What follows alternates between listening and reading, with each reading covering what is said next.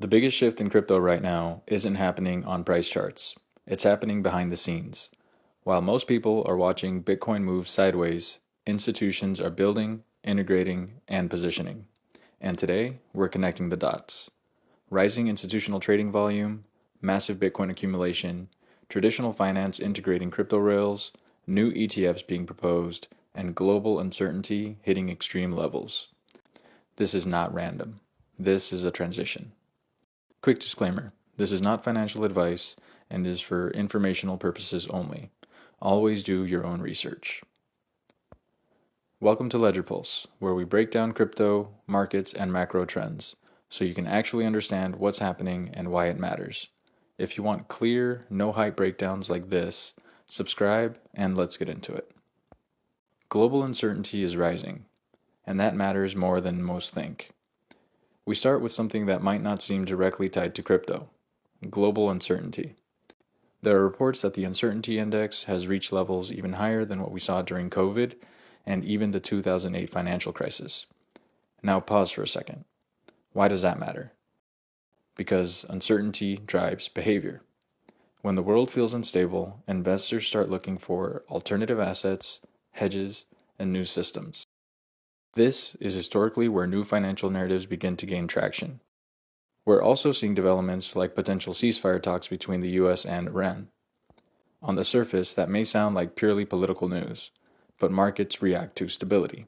And crypto, especially Bitcoin, has increasingly become tied to macro sentiment. Here's the key takeaway. Crypto is no longer isolated.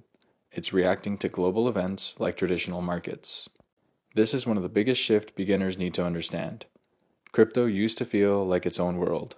Now, it's becoming part of the global financial system. Let's talk about something that most retail investors overlook: trading volume. The CME Group just reported a 19% increase in crypto trading volume, reaching nearly 8 billion in daily average. Now let's simplify that. The CME is not retail. This is where institutions play: hedge funds, banks, and large-scale investors. Why does that matter? When volume increases at this level, it signals more participation, more liquidity, and more serious capital entering the market. But here's the interesting part. This is happening while retail sentiment is still relatively low. This creates a disconnect. Retail is distracted, uncertain, and cautious. Institutions are increasing activity. That gap is where positioning happens. Now let's look at accumulation. A company called Metaplanet just purchased over 5,000 Bitcoin, bringing their total holdings to more than 40,000 BTC. That makes them one of the biggest corporate holders of Bitcoin. Bitcoin has a fixed supply, so when large players accumulate, that supply becomes more scarce, and scarcity is one of the core drivers of price over time. This isn't loud hype, this is quiet accumulation. And historically, quiet accumulation tends to happen before major moves, not after. Now, we move into something even more important long-term: integration. A Walmart-backed financial platform, OnePay, is now adding crypto tokens to serve customers who are new to crypto. Let's pause again. This is huge. Adoption doesn't happen when experts use something.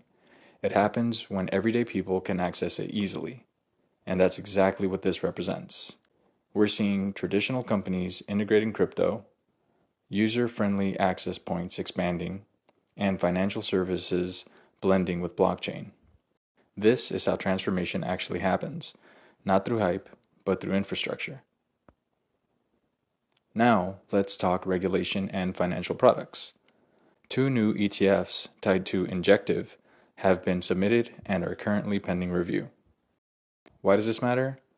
Because an ETF allows investors to gain exposure without directly buying crypto. That lowers the barrier to entry significantly.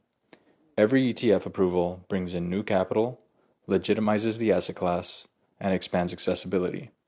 It's another step toward mainstream adoption. We're also seeing traditional finance experimenting with on-chain systems, including private tech funds being brought onto blockchain platforms. Tokenization. Tokenization means turning real-world assets into digital tokens. That allows for faster transactions, lower costs, and global accessibility. If this trend continues, we're not just talking about crypto anymore. We're talking about a complete transformation of finance. Let's connect everything. Global uncertainty is rising, institutional trading is increasing, large players are accumulating, major companies are integrating crypto, ETFs are expanding access, and finance is moving on-chain. This is not random, this is alignment. So here's the real question. Are we watching crypto slowly take over finance? Or are we watching finance absorb crypto? If you made it this far, drop your take in the comments. I want to hear where you stand. And if you want more breakdowns like this, subscribe to Ledger Pulse. Stay informed, stay ahead. See you in the next one.